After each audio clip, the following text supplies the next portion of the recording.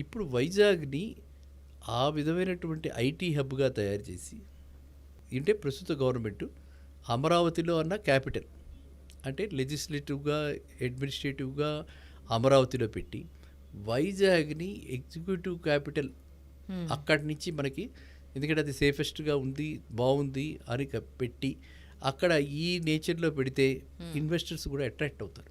Okay sir. Foreign investors ఏంటంటే మన దీనిలాగా ఉండరు, వాళ్ళకి కాస్త యాంబియన్స్ కావాలి, కాస్త అందం కావాలి, కాస్త ప్రకృతి కావాలి, వాళ్ళకి అన్ని కావాలి. మనకంటే ఎక్కువ ప్రకృతి ప్రేమికులు.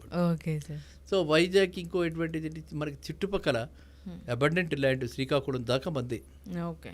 మధ్యలో విజయనగరం ఉంది, విజయనగరం, శ్రీకాకుళం, తూర్పు, ఇటు పక్కనకు వస్తే మళ్ళీ ఈ తూర్పుగోదావరి ఉంది.